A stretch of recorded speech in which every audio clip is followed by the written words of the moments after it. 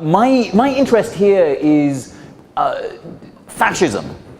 I'm here because of fascists. I'm interested in the work that's, well, I mean, in the history of food and fascism. I am giving a paper at a conference in The Hague the day after tomorrow on populism. There's a big conference on rural populism.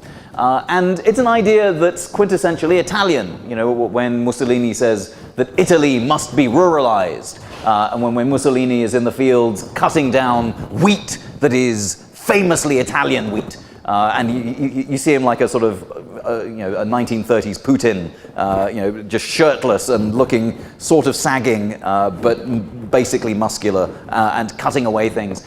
The idea that food and fascism go together is very important, and that's the idea that I'm here to find an antidote to. So the reason I'm keen on particularly your work, Simone, and the work around food and migration and mobility, is that you see, particularly in Italy, but around the world, the rise of a certain kind of fascist gastronomy.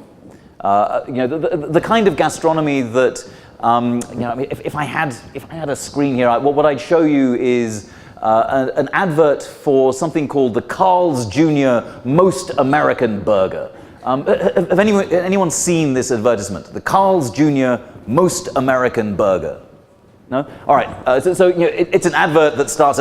What's the most American thing in the world? It's it's this burger, except it's got hot dogs and potato chips being eaten by a model in a hot tub in the back of a pickup truck being driven by a rodeo star on an aircraft carrier, and that's and being looked on by Lady Liberty in New York. And so it's this very strange thing of sort of maximum meat and fat and salt in this handful of food that's being eaten by a scantily clad woman surrounded by weaponry and militarism and fossil fuel. And though that kind of iconography is available, is being used as sort of advertisements, but we have ideas increasingly of what is patriotic and not patriotic food, and ideas about what is hygienic and not hygienic. One of the most widely watched British TV shows about 5 years ago was this thing called Rogue Restaurants.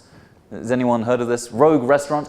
Again, I mean, it was sort of one of the top-rated shows that week, and it was an undercover couple who went behind the scenes of a restaurant, and they found that people weren't washing their hands, and the lettuce had been left out overnight, and some of the meat hadn't been refrigerated, and these people were just not hygienic. And by the way, when you hear these people, like the alarm bells in your head need to be going off. Whenever you hear these people, whenever you hear anyone say these people, you need to be like whoop, whoop, whoop. That's a very dangerous term. But so these people were not cleaning up after themselves. And then the second half of the show was, it's because they are illegal immigrants. And in the second half of the show, they were tracked down, and the immigration police came and arrested them and kicked them out. So it was a moment of both food hygiene and racial hygiene. So food and race and the idea of what is pure and what is traditional, these are ideas that unfortunately are circulating a great deal at the moment. And the argument that I'm interested in understanding and interested in making is that this isn't just a cultural thing, or rather it's a cultural thing, but it's also an ecological issue. It's an issue about climate change, and an issue about poverty, and an issue about the end of rural life in one way and its reconstruction in another.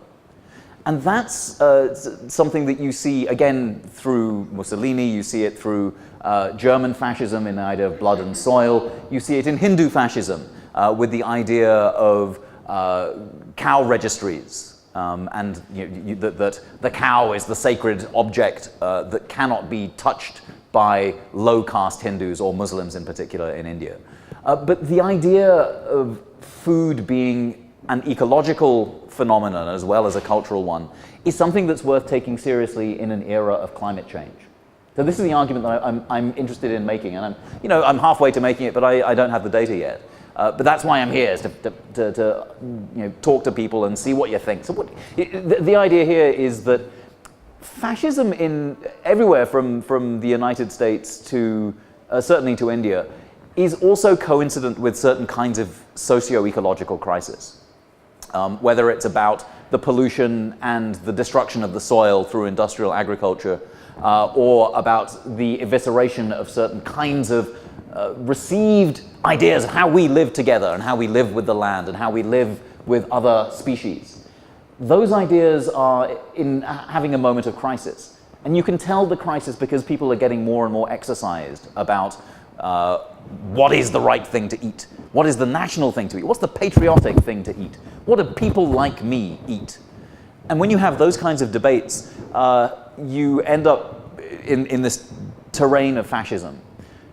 And for me, if that's right, then some of the exciting sort of antidotes for that have to be anti-fascist organizing, but they also have to be around climate change and around food.